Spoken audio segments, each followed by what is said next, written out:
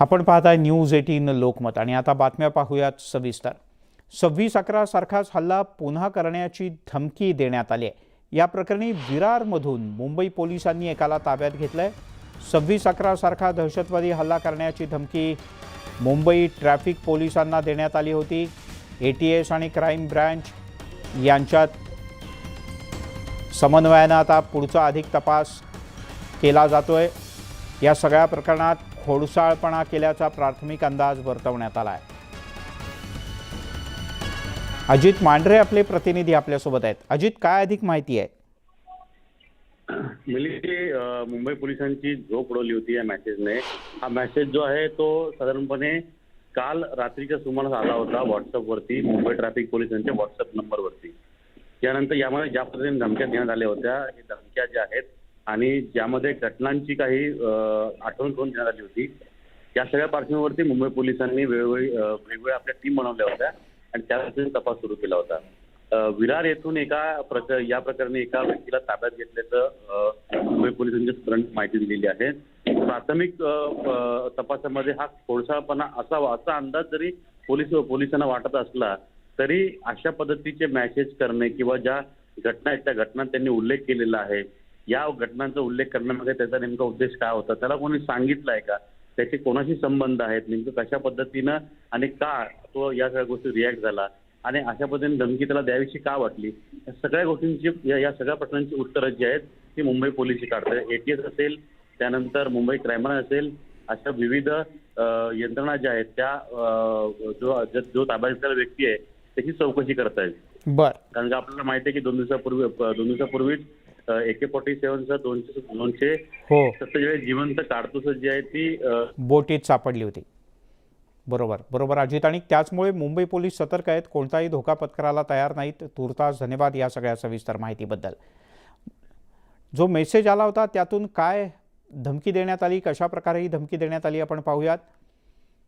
त्यात असं म्हटलं होतं, मुबारक हो, मुंबई में हमला होने वाला है, 26/11 की नई ताज़ा याद दिलाएगा, मुंबई को उड़ाने की तैयारी कर रहे हैं, मैं पाकिस्तान से आपके कुछ इंडियन मेरे साथ है जो मुंबई को उड़वाना चाहते हैं, ये वो बंदे हैं जो मेरे साथ हेल्प करेंगे, मुंबई उड़ाने की पूरी तैयारी है, टाइम कुछ ही बाकी है, कभी भी कर सकते हैं। एवढंच नाही तर या मेसेजमध्ये पुढे असंही म्हणण्यात आलंय, 26/11 तो आपको याद होगा, नहीं तो दोबारा देख लेना, उससे भी अच्छा होगा। यह धमकी नहीं, आएंगे हकीकत में ही, मेरा लोकेशन यहाँ का एड्रेस दिखेगा लेकिन काम मुंबई में चलेगा, हम लोगों का कोई ठिकाना नहीं होता, लोकेशन आपको आउट ऑफ कंट्री ट्रेस होगी, हमला 26/11 मुंबई में होगा, उदयपुर जैसा भी कांड हो सकता है, सर तन से जुदा।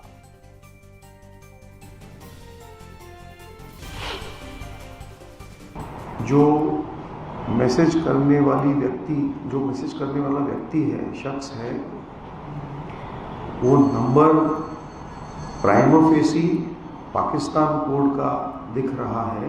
हम इसकी जांच कर रहे हैं। उन मैसेजेस में जो आशय है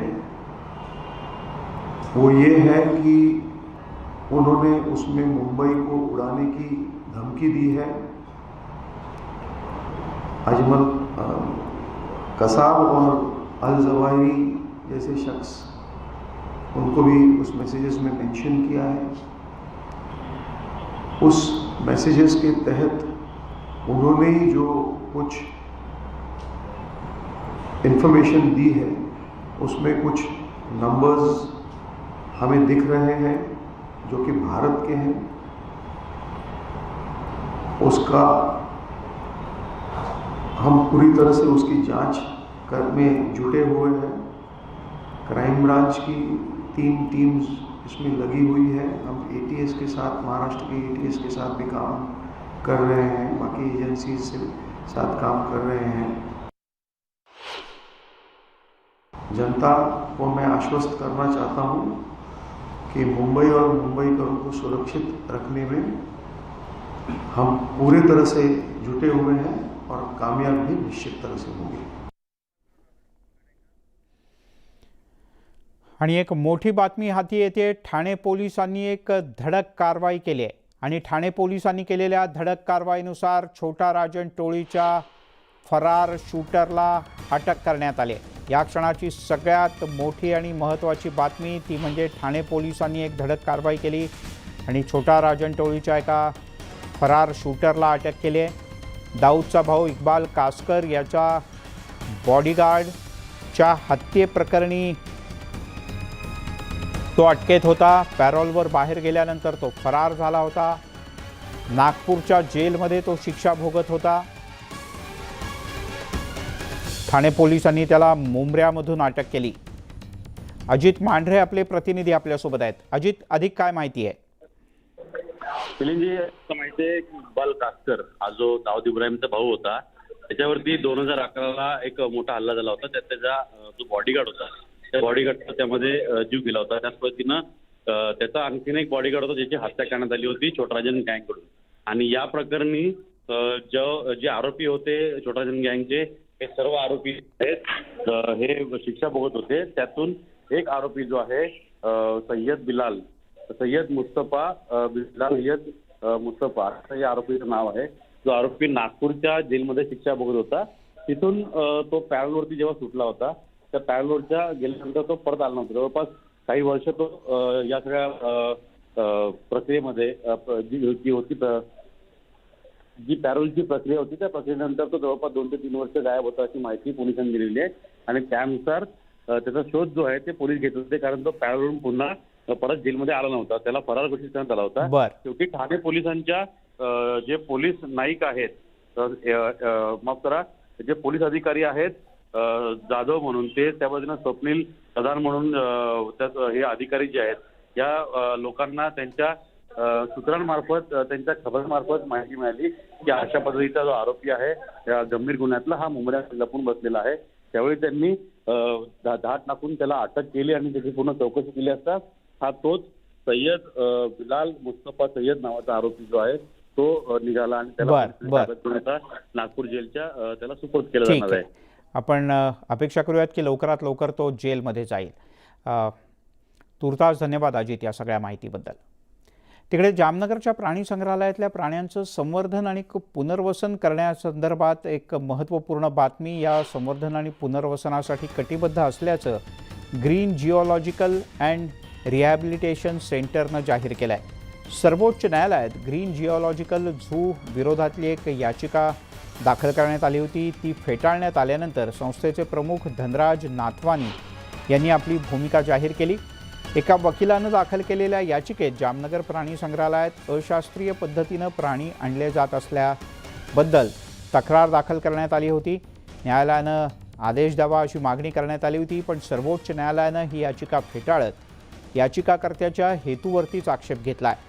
प्राणी संग्रहालयातल्या सगळ्या वन्यजीवांना जागतिक दर्जाची सेवा देण्यास कटिबद्ध असल्याचं प्राणी संग्रहालय प्रशासनानं म्हटलंय।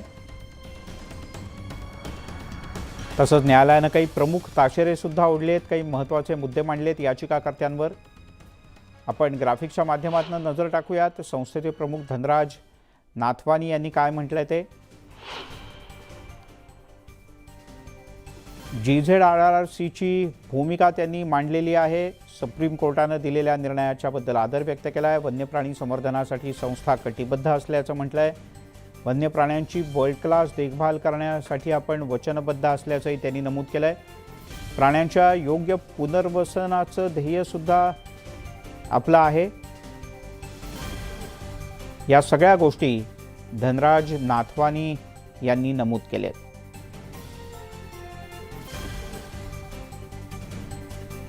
आपण पुन्हा एकदा नजर टाकूयात न्यायालयात कन्हैया कुमारने एक याचिका दाखल केली होती, पण त्याला निकाली काढलंय।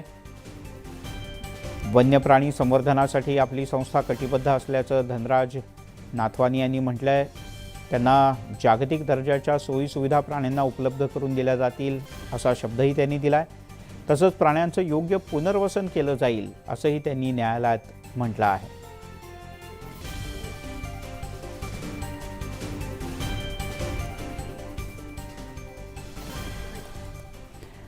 आणि आता बातमी राजकीय आखाड्यातली. उपमुख्यमंत्री आणि भाजपचे ज्येष्ठ नेते देवेंद्र फडणवीस यांनी उद्धव ठाकरे आणि शिवसेनेवर जोरदार हल्ला चढवलाय. आगामी मुंबई महानगरपालिका निवडणूक जिंकण्याचा निर्धार फडणवीस यांनी व्यक्त केलाय. मुंबई पालिकेवर भाजप शिवसेनेचाच महापौर बसेल, मात्र ही शिवसेना बाळासाहेब ठाकरे यांच्या विचाराची आणि एकनाथ शिंदे यांची शिवसेना असेल असंही त्यांनी म्हटलंय. मुंबईकरांच्या समस्यांचा आरोपी कोण याचा खटला मुंबईकरांच्या न्यायालयात आपण लढणार असल्याचंही फडणवीस यांनी नमूद केलं. त्यासोबतच ठाकरे गटाच्या शिवसेनेनं बाळासाहेबांचं नाव धुळीला मिळवल्याचा घणाघात सुद्धा फडणवीस यांनी केला.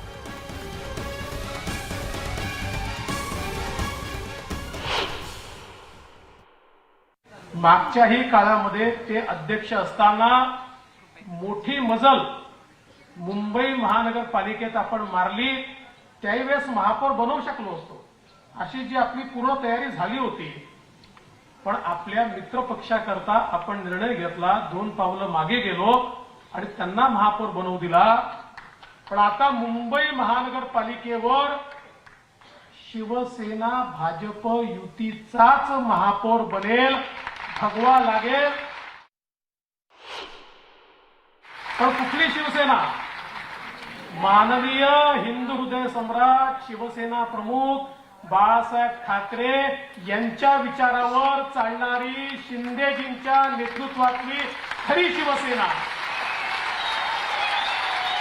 ती शिवसेना आणि भारतीय जनता पार्टी मिळून आम्ही या निवडणुकीमध्ये आपला भगवा महानगरपालिकेवर लावल्याशिवाय राहणार नाही.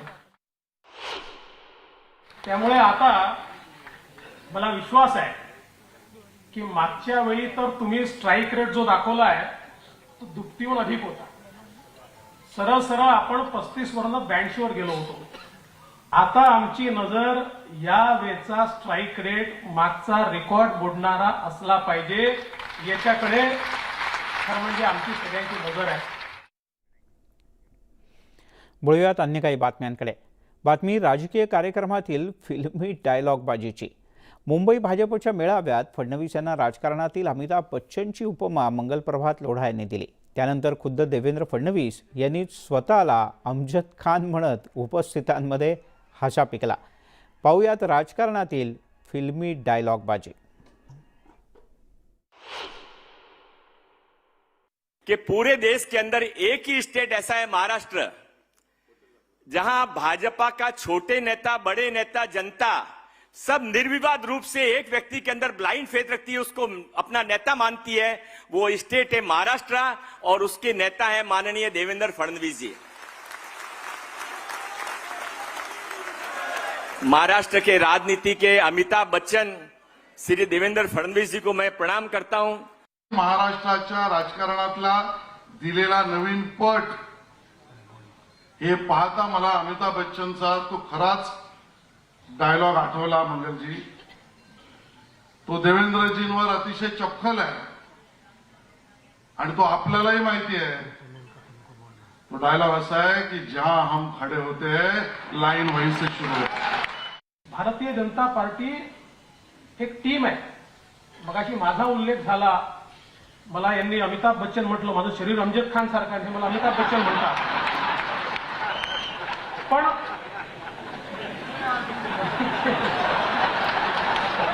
हे विचारू शकतो कितने आदमी थे.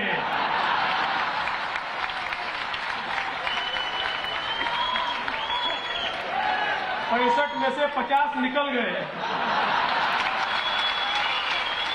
और सब कुछ बदल गया. राजकीय फिल्मबाजी. तिकडे भ्रष्टाचाराच्या विरोधातील लढाईमध्ये कृष्ण आणि कर्ण आमच्यासोबत आहेत, त्यामुळे मुंबई पालिकेत भाजपचा महापौर बसणार असा निर्धार भाजपचे नेते आशिष शेलार यांनी व्यक्त केला. त्याला मुंबईच्या महापौर किशोरी पेडणेकर यांनी जोरदार टोला लगावला.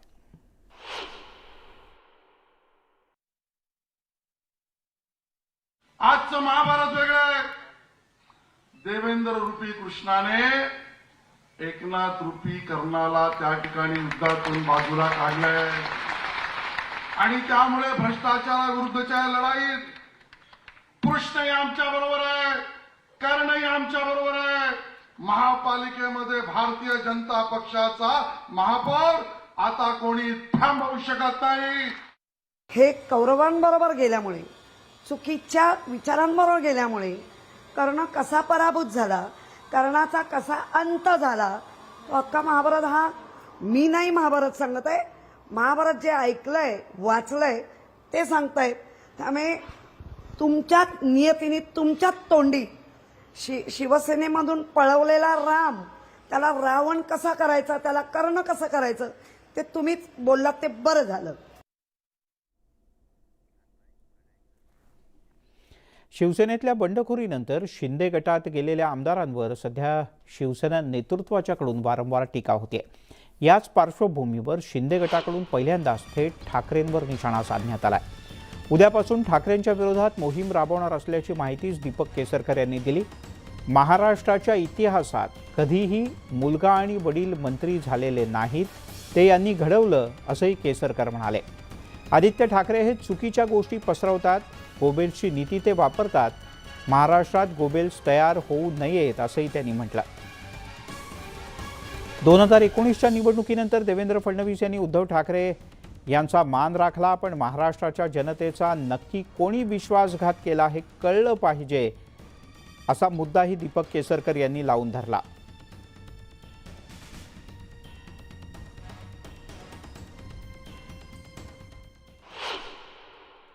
एक काळ असा होता की हिटलर हा एक लोकप्रिय होता आणि हिटलरने जगाचं काय केलं हे तुम्ही बघितलेलं आहे.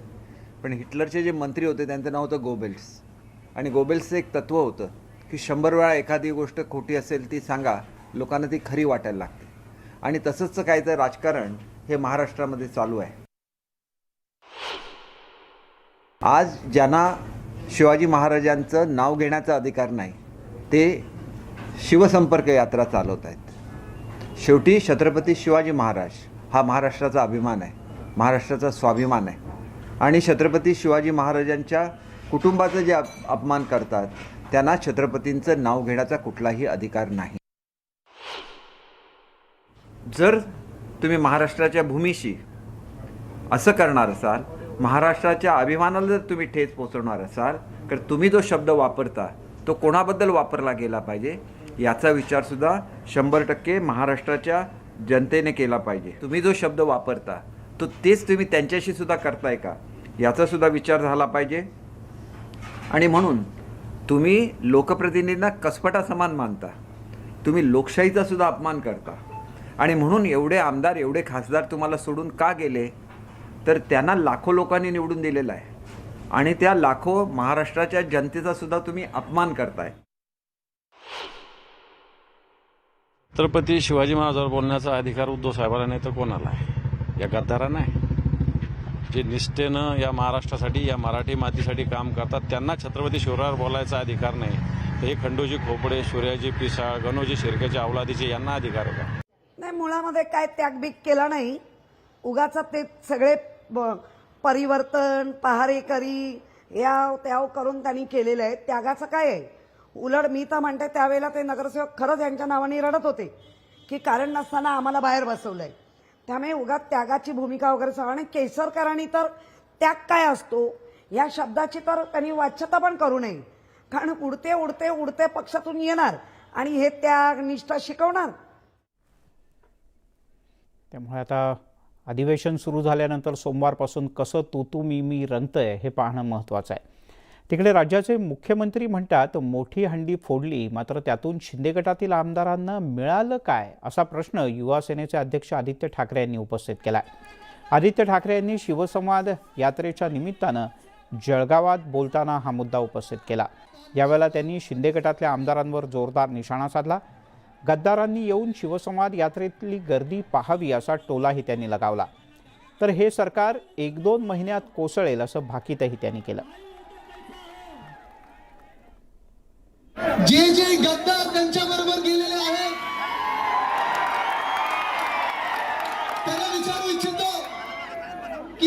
फोडली त्यांनी, मलाई खाल्ली त्यांनी, मिळालं तुम्हाला काय? हातात काय आलं? काय मिळालं का? नाही मिळालं. प्रत्येकाला सांगून बसलेले की तुम्हाला मंत्री करतो, तुम्हाला मंत्री करतो, तुम्हाला मंत्री करतो. पण जे गद्दार तिथे गेले, ज्यांना वाटत होतं मंत्री होतील, चांगली खाती मिळतील, काय मिळालं त्यांना? ते कपिल शर्माचं मध्ये शो होतं ना, बाबाजी का ठुल्लू. महाराष्ट्रामध्ये शेतकरी त्रस्त आहेत, महिलांचा आवाज कुठे ऐकला जात नाही, महिलांवर जे अन्याय होतात त्याच्यावर कोणी बोलत नाहीये. काल परवाकडे पण कुठचाही मंत्री काही उत्तर देऊ शकत नाहीये.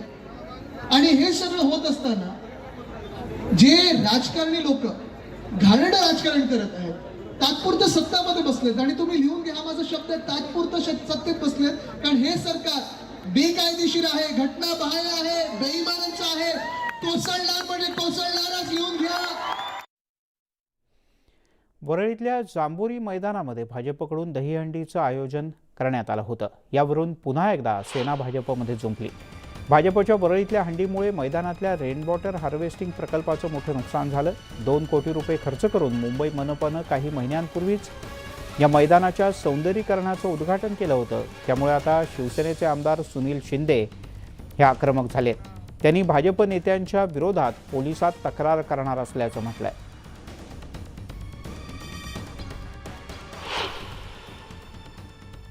आपण पाहिलं असेल की कोटीवधी रुपये खर्च करून आपण जांभोरी मैदानाचं सुशोभीकरण केलं, आणि त्या सुशोभीकरण करत असताना स्थानिक लोकांचं असं म्हणणं होतं की एवढं चांगलं तुम्ही सुशोभीकरण केलं, तर असे सांस्कृतिक कार्यक्रम ज्याला 2-2, 3-3, 4-4 दिवस, आठवडाभर तो मैदान व्यस्त असतो, ते घेऊ नये.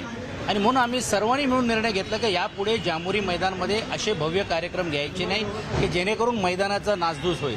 जांभोरी मैदानाची जी दुरावस्था आहे, तर आमची PWD आणि महानगरपालिकेला मागणी राहणार आहे की ज्यांनी हे नुकसान केलेलं आहे किंवा ज्यांनी याची दुरावस्था केली त्यांच्याकडनं ती भरपाई त्यांनी करून घ्यायला पाहिजे.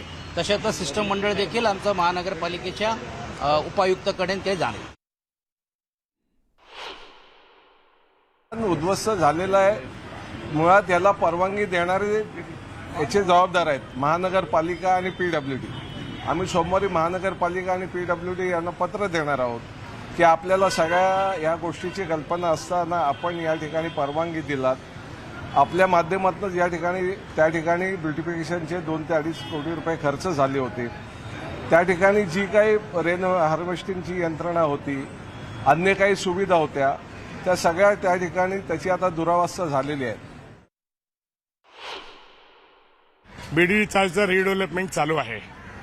काय गरज होती 3-4 करोड रुपये खर्च करायची? त्यांना टक्केवारी पाहिजे म्हणून हे सर्व काम केलेलं आहे, आणि त्यांना माहिती आहे की सौंदर्यीकरणामध्ये काय काम केलं आहे, तर आपण पाहणी करावी. ह्या सर्व जेवढे काम सुरू केलेले त्यांना माहिती आहे. त्या ठिकाणी 22 महिन्याचा ट्रान्झिट कॅम्प येणार होता. मग काय गरज आहे त्यांना त्या ठिकाणी 2.5-3 कोटी खर्च करायची? फक्त आणि फक्त टक्केवारीचं काम केलेलं आहे सौंदर्यीकरणाच्या नावाने.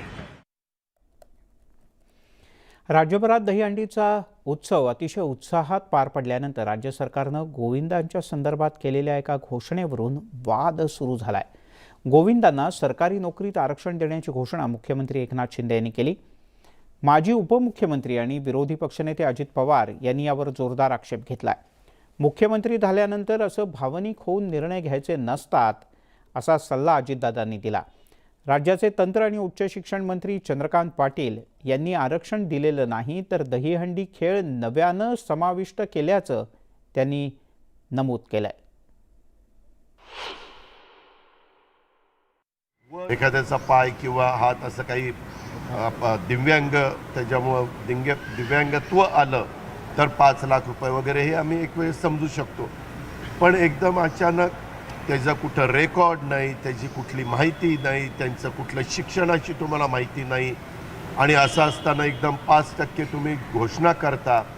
त्या संदर्भामध्ये क्रीडा विभागाला विश्वासात घेतलं का? कुणालाही विश्वासात घेतलं नाही. आलं ह्यांच्या मनात गेलं जाहीर, असं नसतं. ही लोकशाही आहे.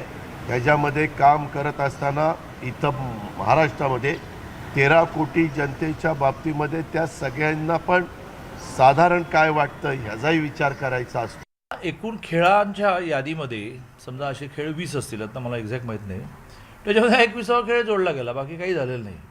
त्यामुळे हे आरक्षण नव्याने दिलं नाही आहे, तर ह्याला खेळाचा दर्जा देऊन त्या आरक्षणामध्ये जोडलं. त्याचा आठवडा करण्याचं काय म्हणजे तुम्हाला स्पोर्ट्ससाठी मिळणाऱ्या 5% आरक्षणावर आक्षेप आहे का?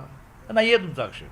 तुम्हाला असं वाटतं की ह्यांना ॲडिशनल 5% दिलं, तर ॲडिशनल 5% दिलं नाही, देता येत नाही. त्यामुळे खेळाच्या 20, 22, 25 जे काही खेळांची यादी आहे त्याच्यामध्ये एक खेळ जोडला गेला, मग तो अजूनही कुठला जोडला जाऊ शकतो. आपण पाहताय न्यूज 18 लोकमत. अमरावतीच्या धारणी तालुक्यात काकरमल इथे शाळेतच मद्यधुंद शिक्षकाचा प्रताप समोर आलाय. जिल्हा परिषद पूर्व माध्यमिक मराठी शाळेत मद्यधुंद शिक्षक इतका नशेत होता की शाळेतच टेबलवर पाय ठेवून हे महाशय बसले होते. त्यानं पॅन्टमध्येच लघुशंका सुद्धा केल्याचं समोर आलं. शाळेला भेट देणाऱ्या पालक आणि पदाधिकाऱ्यांना हे महाशय याच अवस्थेत दिसले. पृथ्वीराज चव्हाण असं या शिक्षकाचं नाव आहे. काल दुपारीची ही घटना आहे. वर्गात खुर्चीवर दारूच्या नशेत हे शिक्षक महाशय झोपले होते.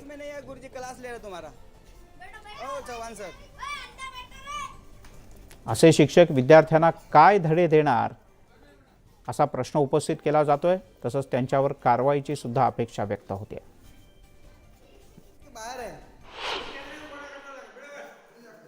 जब दारू पी के आए थे, हाजिरी लिया और 1 घंटा बैठा और फिर नदी पे गया और उधर से आया तो वो पी के आया था.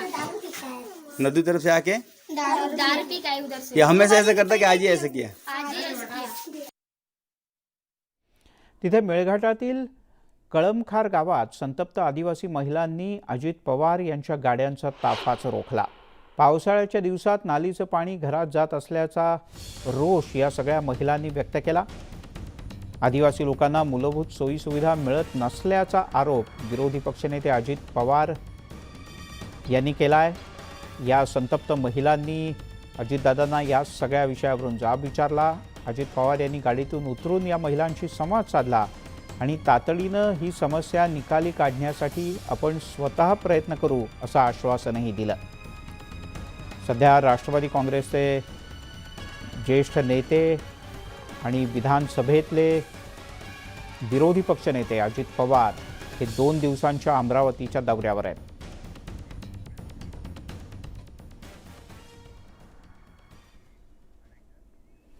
बुलढाणा जिल्ह्यामध्ये चिखलीत भाजपच्या आमदार श्वेता महाले आणि भाजप युवा मोर्चानं आयोजित केलेल्या दहीहंडीच्या कार्यक्रमात तुफान हाणामारी झाली. या मारहाणीत एक गोविंदा जखमी झाला. डॉल्बीच्या धुंदीत नाचताना जमावानं एकाला बेदम मारहाण केली. मारहाणीचं नेमकं कारण अद्याप स्पष्ट झालेलं नाही. या युवकाला मारहाण होत असताना गर्दीमुळे पोलिसांना मात्र जवळ जाता आलं नाही. काही काळानंतर हा सगळा वाद निवळला आणि शेवटी घाईघाईनं दहीहंडी फोडण्यात आली आणि कार्यक्रम संपवण्यातही आला.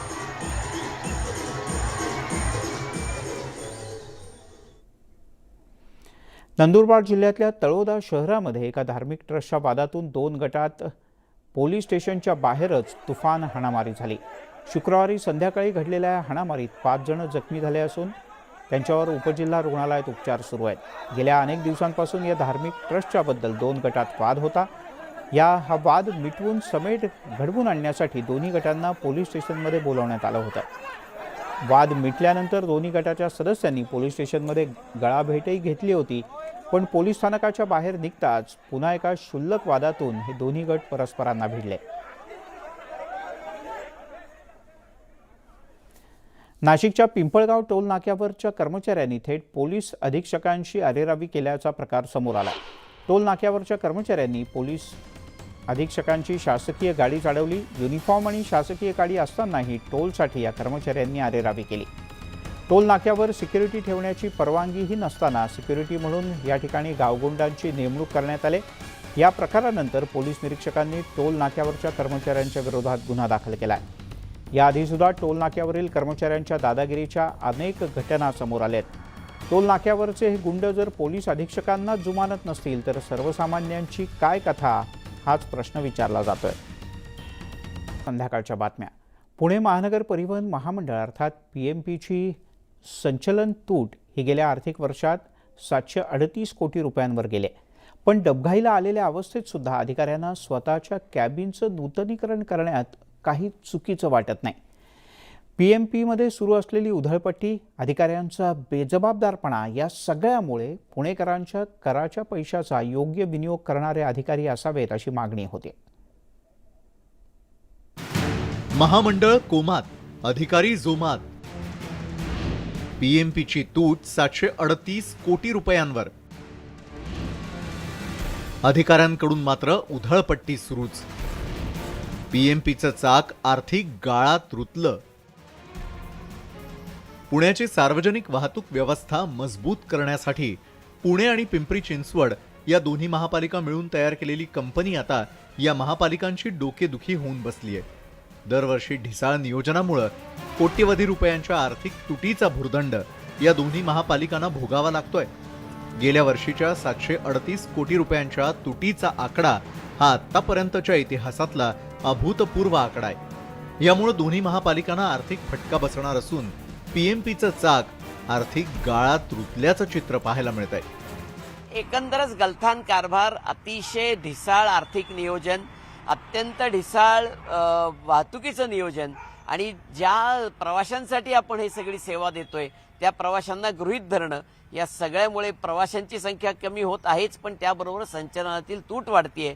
हे एकंदरच सार्वजनिक वाहतूक व्यवस्थेचं दुर्दैव आहे. PMPची आर्थिक स्थिती बिघडलेली असतानाही PMPचे वरिष्ठ अधिकारी मात्र वायफळ खर्च करताना अजिबात विचार करत नाहीयेत. असं म्हणण्याचं कारण म्हणजे PMPच्या सहसंचालक चेतना केरुरे यांनी त्यांच्या कार्यालयाच्या नूतनीकरणासाठी तब्बल 30 लाख रुपयांचा खर्च केलाय.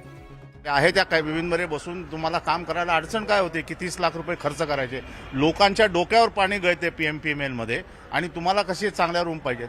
ही गोष्ट अत्यंत चुकीची आहे. या संदर्भात अधिकाऱ्यांची ही बाजू जाणून घेण्याचा आम्ही प्रयत्न केला, पण त्यांच्याकडून कुठलीच प्रतिक्रिया मिळू शकली नाही. PMPची संचलन तूट ही दिवसेंदिवस वाढत चालली आहे. 700 कोटी रुपयांच्या पुढे गेलेल्या या संचलन तुटीनंतरही PMPML प्रशासन खर्च कमी करायला तयार नाहीये. आता सहव्यवस्थापकीय संचालकांच्या कार्यालयासाठी 30 लाख रुपये खर्च करण्यात आले. हेच ते कार्यालय.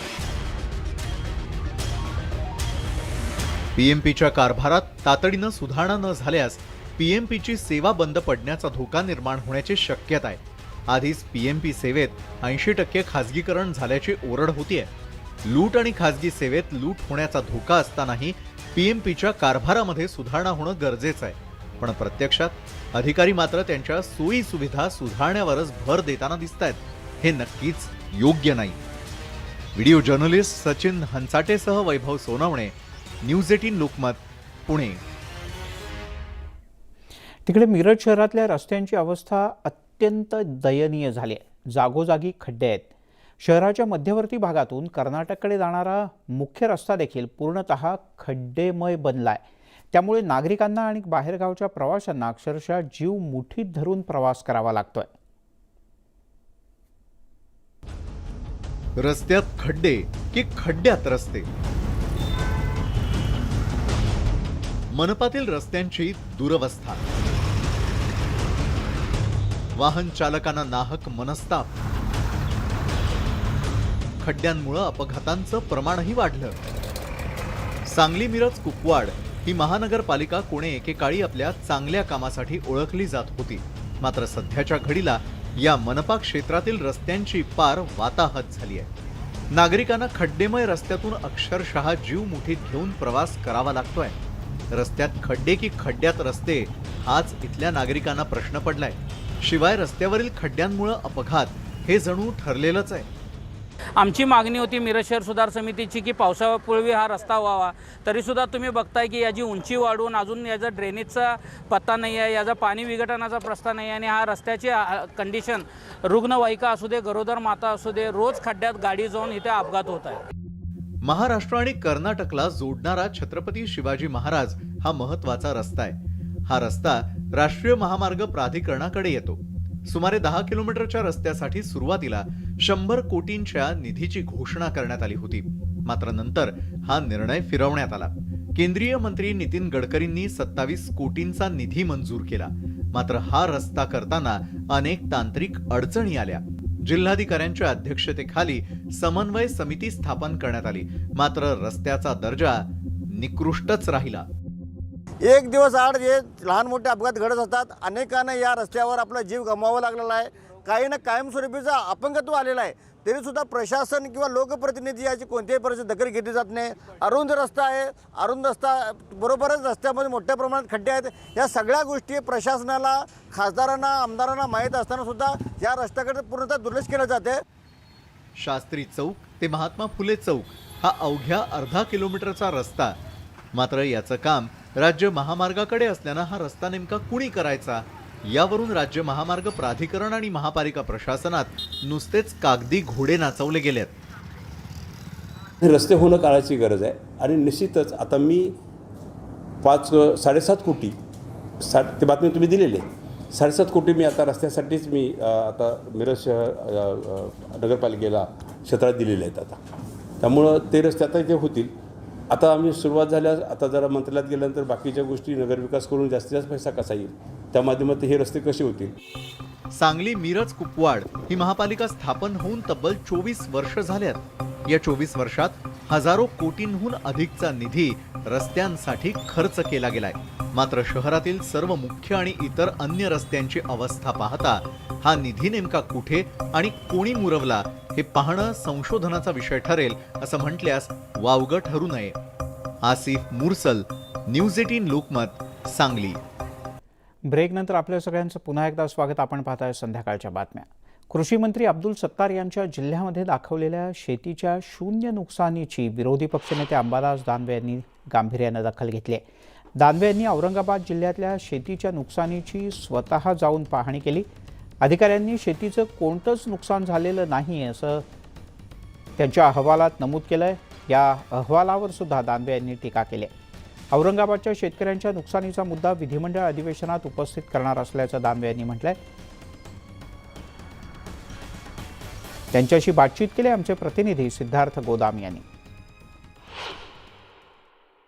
जिल्हा प्रशासनानेच अहवाल दिला की 15 मंडळामध्ये अतिवृष्टी झालेली आहे आणि तेच प्रशासन पुन्हा राज्य सरकारला एक अहवाल पाठवतं की जिल्ह्यामध्ये 0% शेती नुकसान.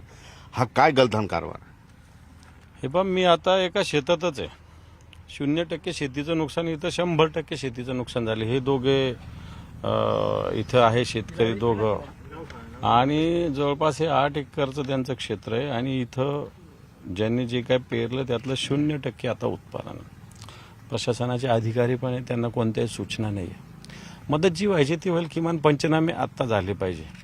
गडबड काय झाली? अतिवृष्टी जिल्हा प्रशासन दाखवतंय, पुन्हा शेती नुकसान झालं नाही हे सुद्धा दाखवतं आणि याच्यामध्ये निकषाचा जो काही निकष लावायचा विषय आहे की पर्जन्यमापन यंत्र ज्या ठिकाणी आहे त्या ठिकाणी जर पाऊस नाही पडला तर संबंध मंडळामध्ये पाऊस नाही पडला असा रेकॉर्ड जातो. म्हणजे शासकीय अधिकाऱ्यांची चूक इथं दिसत नाही, मात्र जी आपण यंत्रणा राबवते ती सदोष आहे. हे पण NDRFच्या निकषानुसार चाललं तर शेतकऱ्यांना मदत मिळणारच नाही आहे. म्हणून NDRFचे निकष पाळायचे काही हरकत नाही, परंतु सरसगट मदत सगळ्या शेतकऱ्यांना दिली पाहिजे. आता इथं अतिवृष्टी 65 mm झालं नाही, परंतु तालुक्याचं जे ॲव्हरेज आहे त्याच्यापेक्षा जास्त पाऊस झालेला. 4 पट पाऊस आहे, त्याच्यापेक्षा 4 पट पाऊस झाला आणि या शेतकऱ्यांचं नुकसान पण झालं. म्हणून यांना सरसगट सगळ्या पद्धतीनं मदतीची 33% पण विचार करत नाही सरकार. काहीच नाही. 0%चा सुद्धा विचार होत नाही, तर 33% तर फार लांब आहे. त्यामुळे मला असं वाटतं की एक चांगला आवाज उठवावा लागेल. आता आम्ही तेच माझं म्हणणं आहे की अधिवेशन सुरू आहे आणि हा विषय सगळीकडे. आता तुम्हाला येता येता रस्त्यावर शेतकऱ्यांचा रस्ता रोको आंदोलन तुम्हाला फेस करावं लागलं कारण त्यांचे पण पंचनामे झालेले. बरोबर आहे. मी गंगापूरला गेलो, हे चालत असताना मला वैजापूरचे लोक रस्त्याने भेटले. ते आता गंगथडीच्या काळात काल रात्री पाऊस झाला, प्रचंड नुकसान सगळ्या शेतकऱ्यांचं झालेलं आहे. मी तिथं जाऊ शकलो नाही, पण ते सगळे लोक मला वैजापूरला भेटले. गंगापूरला मला लोकांनी अडवलं आणि इथं हे सगळे परिस्थिती जर पाहिली तर अतिशय भयावह आहे. आता मी याच्यानंतर सिल्लोडलाही चाललेलो आहे, तिथेही अशाच पद्धतीनं स्थिती आहे आणि मला असं वाटतं हे सगळे मी आवाज उठवेल महाराष्ट्राच्या व्यासपीठावर. त्यामुळे न्यूज 18 लोकमतनं बातमी दाखवल्यानंतर आता विरोधक सक्रिय झाले. तिकडे कृष्ण विसर्जनाकरता छोट्या नावेमध्ये क्षमतेपेक्षा खूप जास्त लोकांना घेऊन जात असल्यानं एक मोठी दुर्घटना घडली. वैनगंगा नदीतला हा सगळा प्रकार आहे. नावाड्याच्या अतिशहाणपणामुळे छोट्या बोटीत 6 जणांना बसवण्यात आलं. नदीपात्राच्या मधोमध ही बोट आल्यानंतर ती उलटली. नावेतले 6 जण गटांगळं खाऊ लागले. त्याच वेळेला आसपास असलेल्या दुसऱ्या बोटीतल्या लोकांनी तात्काळ हालचाल करत पाण्यात उड्या मारल्या आणि बुडणाऱ्यांना मदतीचा हात दिला. आणि यामुळे अनर्थ टळला. भंडारा जिल्ह्याच्या खमारी बुटी गावाच्या इथे हा सगळा प्रकार घडला.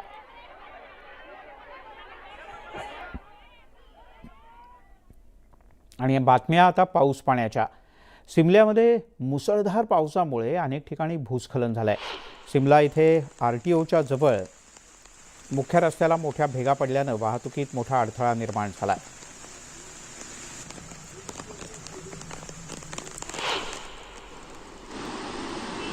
हिमाचल प्रदेशामध्ये कांगडा जिल्ह्यात मुसळधार पाऊस कोसळतोय. कांगडा जिल्ह्यात चक्की नदीवर असलेला रेल्वेचा पूल या पुरामुळे वाहून गेलाय. कांगडा जिल्ह्यात सततच्या पावसामुळे मोठ्या प्रमाणात वित्तहानी झाली आहे.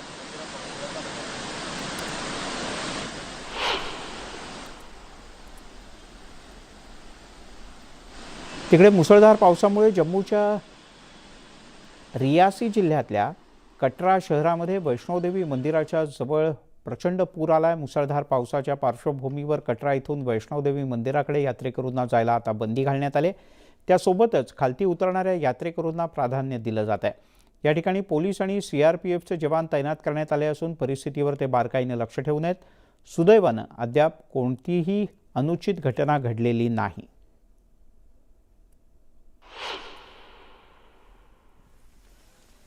उत्तराखंड राज्याला पावसानं चांगलंच झोडपून काढलंय. मुसळधार पावसामुळे डेहराडूनमधील टपकेश्वर महादेव मंदिराच्या जवळ महापुरासारखी परिस्थिती निर्माण झाली. पावसाचा मोठा फटका नागरिकांना बसला असून जनजीवन मोठ्या प्रमाणात विस्कळीत झालंय.